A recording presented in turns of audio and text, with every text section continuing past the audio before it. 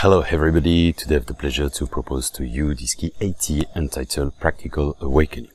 Well, this is the chapter 6 for which we're gonna spend 3 videos regarding the presence. Okay, so this concept is a little bit blurred for a lot of people and it's not really tangible, and we will try to go progressively really for you to catch it, to understand, to understand it, and to put into practice a lot of practice for you to change your perception of life. And I swear to you that if you apply what's vibrating, your life could change radically.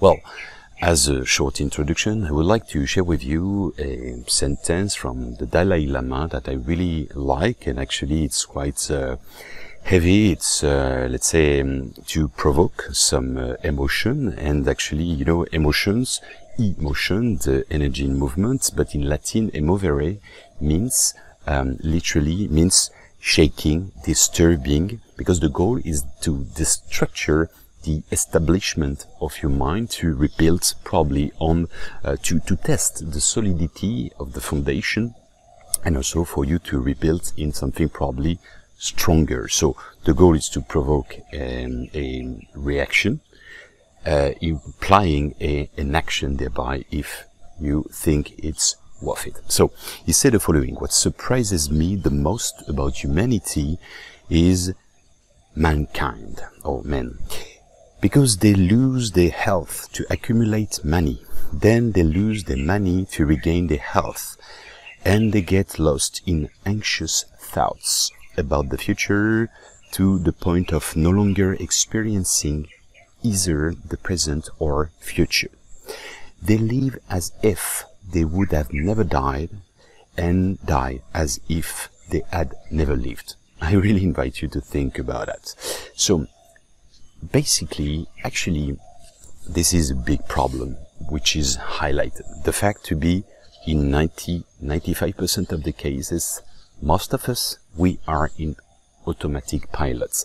We are projecting into the future and or thinking about the past, but we are not in the now, here, in the now. The present is a gift. Seize it now. Okay, seize it or grasp it. There is two meaning, a double meaning for this. First, it means to understand, and the second one is to catch it. Okay, so basically the compulsive thinking cannot be controlled, and it is enslaving us. Okay, it's thinking.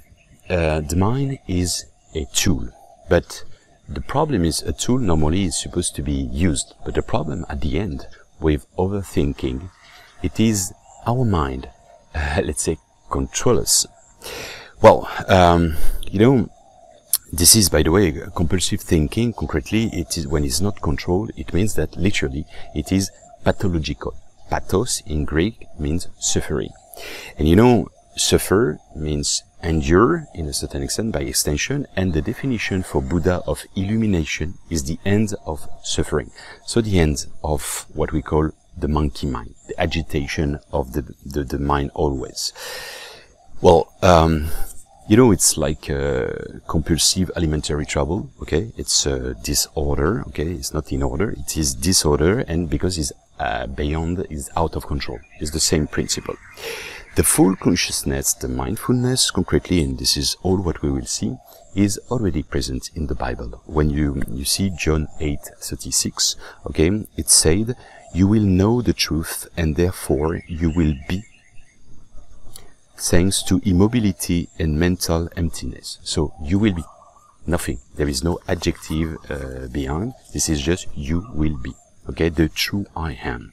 Okay, so you know, to be in fullness, to reach fullness, the paradox is to reach it through emptiness, to empty your mind like a sponge to gather some new information and discovery. You know, when you are in the unity, when you are marveling and so on, when you reach the wellness, and for any moment, with you play with your child, you I don't know, in watching a movie and so on, you're not analyzing. I am enjoying. You enjoy. That's it. You're not separating this moment because it's as a block, and you are entire, completely. You know, or when you're passionate, when you're in love and so on. You know, we all lived this notion of mindfulness, the fact to be completely absorbed by the present time. A simple example, when you have to wake up and your alarm clock is programmed at 7 o'clock and you wake up at 6:50, 55 and you just say, okay, 7 in 5 minutes, couple of minutes is another life. And you fall asleep, you know that it will be worse for you to wake up, but you don't mind because you don't project yourself. So we already experience it. The fact to reach this fullness, richness, oneness concretely is what the Zen philosophy called satori. This is also the equivalent in Buddhism, samadhi. And actually the fact to talk about that is conceptual, but the goal is not to understand, but to understand, to experience it. It's the same principle for Taoism. When we talk about Tao, we are out of the Tao, okay? Well, let's start first with the notion of space-time. Space-time, consciousness, single consciousness, and global consciousness. I talk in details and took a lot of time, and I spread several video. If you really want to deepen, watch the series of video 77. But just to make it short, time fascinates, space-time fascinates, and afraid as well. There are a lot of symbols, like the flow of the river, the flow of the water, like the linearity, Ouroboros, also the snake eating his tail, and so actually this is ambiguous, because time, concretely, it is a point of singularity, a point and a segment. Oh, it's like, when you have a chrono, beep, you do 1, it's 1 time, and then a second one, it creates a duration, the segments. Well, the perception of time is subjective. Why? Because if you enjoy what you do, 1 hour is nothing. But if it's really boring, it's painful, okay? Same for if you support a team and they lead and you have only a few minutes, 3 minutes, for example, they are eternal if your team is leading. But on the other way around, if you are led, your team is led, actually it is really too short. So, this is the fact that, it's like in a dream. In a dream, most of the time we only dream not more than few seconds, maximum 1 minute, which is, for us, sometimes we really have the feeling to spend few hours, but it's impossible. Okay, so the perception of time is completely subjective. Time is an illusion, it's just an organization. That's why you have this time difference, but sometimes it's ridiculous, because in the Pacific you have maybe 1 meters and there is 2 days difference. There was an example, and you can check, a plane took off in 2018, end of February, and he landed 2017. Okay, so like 1 year later, which is impossible normally, just because of the time difference. What's really funny, in 100% of the cases, children of 5-6 years old, they prefer just a small piece of chocolate than the big tablets of chocolate 1 hour later. They prefer just a small piece now than in 1 hour later. Why? Because the future is nothing for them. They are completely absorbed by the present time. If we compare, if I would have lived like 4.6 billion of years, like Earth, actually 100 years, if we compare that to 100 years, just it would be like the equivalent of 68 seconds. So a blink of eye, nothing. It's the same principle of the old gardener, for which he is taking care of the daily life rose. And for them, they're always talking about the fact that he is eternal. Why? Because if he live there, he'll work 15 years, for example. 15 years, if you compare and you calculate, okay, 15 multiplied by 365, concretely, if you compare, is like if you were 1 million of years, exactly 912,500. Einstein said, regarding the illusion of time, the distinction between past, present and future is only illusion, albeit a persistent one. So, actually, what I like to say, all exists already and all ready to exist. Okay, so we are living, in the simultaneity, there is a superposition of timelines, and this is really well explained in the key series of videos 77. You know, that's why Einstein say, match the frequency of the reality that you want. You cannot stop getting it. This is not philosophy, this is science. So, concretely, space-time is like a roll carpet unfolding into space and time, revealing what's inside. Okay, so time prevents that everything happen at the same time. You know, otherwise space-time consciousness is as a block. Okay, let's give me some metaphors. Okay, it's like, imagine, okay, your consciousness, your individual consciousness is just a drop or just a glass. You're thirsty, so you want a glass. But then I open up a dam. You are overwhelmed by a deluge of water and you die, literally. Okay, so if you add the all information, okay, no filter. Your consciousness is a filter to unfold, let's say, the events, the information through the time and through the space as well. Otherwise, if everything happened at the same time, it would be difficult. If you accelerate a movie that you watch on YouTube, for example, 2 hours, you accelerate by 2, it's 1 hour. It's feasible, it's possible, you can watch it. If you do it fourth, multiplied by 4, it's half an hour, it's really hard. 15 minutes, 8 is impossible. And then if you accelerate 6,000 times, you would have the movie of 2 hours in 1 second. Impossible to understand, no chronology, no logic of time, and the hour of time. So this is the same principle. If in addition of that you complexify a little bit and you watch 2 movies at the same time, still possible, but you are missing information. 3, 4, 5, 10, 8 billions, it's impossible to follow. And if it's accelerated, this is what God experience or the source and so on. Okay, but we need, as a simple human, with our consciousness, to filter all this information.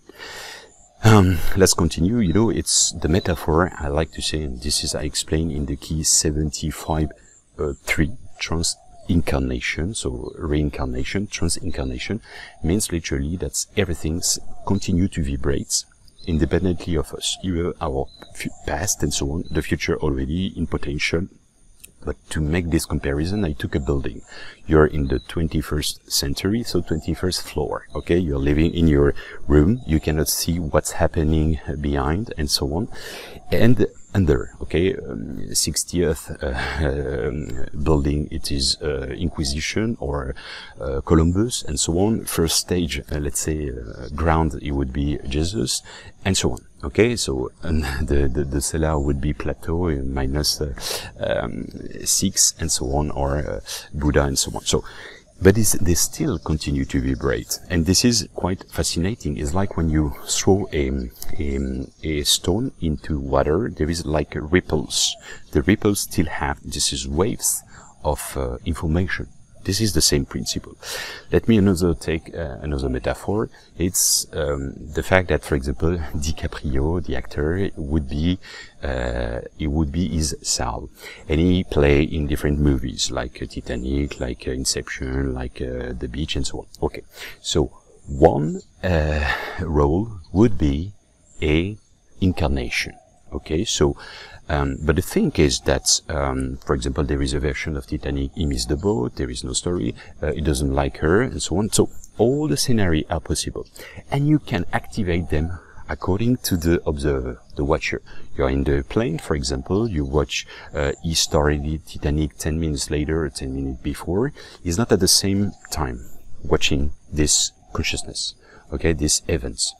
And then at the same time, DiCaprio can play Titanic, but Inception, okay, with different screens.